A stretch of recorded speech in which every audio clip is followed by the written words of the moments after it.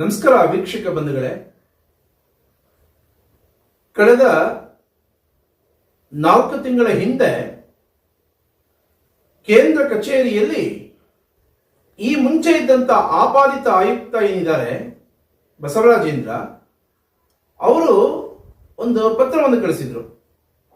ಬನಶಂಕರಿ ದೇವಾಲಯದ ಅಧೀಕ್ಷಕ ಶ್ರೀನಿವಾಸ ಮೂರ್ತಿ ಮತ್ತು ಕೆ ಪದ್ಮಾ ಅವರ ಬಗ್ಗೆ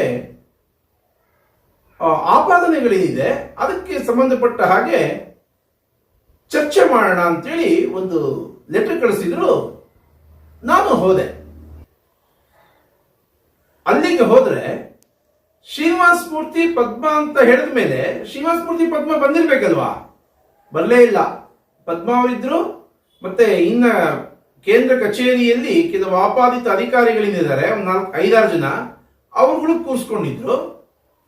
ನಾನು ಮತ್ತೆ ತಿಳಿಸಿದ್ದೆ, ನೋಡಪ್ಪ, ನಾನು ಬಂದು ಕೂತ್ಕೊಳ್ಬೇಕು ಅಂದ್ರೆ ವಿತ್ ವಿಡಿಯೋ ಆಗ್ಬೇಕು, ವಿಸ್ತೃತ ವರದಿ, ನೀವೇನ್ ಹೇಳ್ತೀರಾ, ನಾನು ಏನ್ ಹೇಳ್ತೀನಿ ಎಲ್ಲವೂ ರೆಕಾರ್ಡ್ ಆಗ್ಬೇಕು ಅಂತ ಹೇಳಿದ್ದೆ. ಅದಕ್ಕೆ ತಕ್ಕ ಹಾಗೆ ವಿಡಿಯೋ ಕೂಡ ಮಾಡಿದ್ರು. ಆದ್ರೆ ಶ್ರೀನಿವಾಸ ಮೂರ್ತಿನೇ ಬಂದಿರಲಿಲ್ಲ.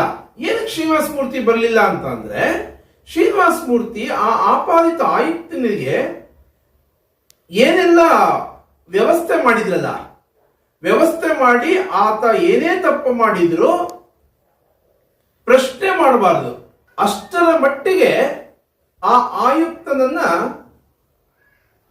ಕಂಟ್ರೋಲ್ ಮಾಡುವಂತ ಸ್ಥಿತಿಗೆ ತಂದಿಟ್ಕೊಂಡಿದ್ರು. ಅದು ಒಂದು ಭಾಗ. ಆದ್ರೆ ಬಹಳ ಆಶ್ಚರ್ಯ ಅಂದ್ರೆ ಆ ಇಬ್ಬರು ಆಪಾದಿತರ ಬಗ್ಗೆ ಪ್ರಶ್ನೆ ಕೇಳಬೇಕು ಅಂತ ಅನ್ನುವಂಥದ್ರ ಕತೆ ಏನ್ ಹೇಳಕ್ ಹೋಗಿದ್ರು, ಅಲ್ಲಿ ಆ ಕೆಲಸ ಮಾಡಲಿಲ್ಲ ಅವರು. ಇವರು ಖಾಸಗಿ ಕೆಲಸ ಏನು ಮಧ್ಯಾಹ್ನ ಊಟದ ಸಮಯದಲ್ಲಿ ಇವರೇನು ಅವ್ಯವಸ್ಥೆ ಮಾಡ್ಕೊಂಡಿದ್ರು ಅವರ ಚೇಂಬರ್ನಲ್ಲಿ, ಅದನ್ನ ನೀವು ಯಾವಾಗ ನೋಡಿದ್ರಿ, ನೀವು ಎಲ್ಲಿ ನೋಡಿದ್ರಿ, ಹೇಗೆ ನೋಡಿದ್ರಿ, ನಾವೇನ್ ಮಾಡ್ತಿದ್ವಿ ಅಂತ.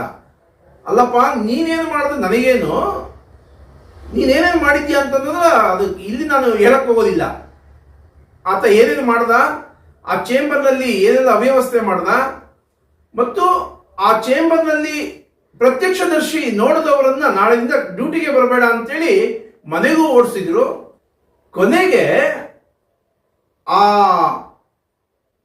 ಯಾರು ಪ್ರತ್ಯಕ್ಷದರ್ಶಿ ನೋಡಿದ್ರು ಅವರ ಅನಿರೀಕ್ಷಿತವಾಗಿ ಕೇಳಿಸ್ಕೊಂಡಿದ್ದು, ವೆಂಕಟೇಶ್ ಮೂರ್ತಿ ಒಂದು 10 ದಿವಸ ಜೈಲಲ್ಲಿ ಇರೋ ತರ ಮಾಡೋಣ ಬಿಡ್ರಿ ಅಂತ ಆ ಮಹಿಳೆಗೆ ಹೇಳ್ತಾರೆ.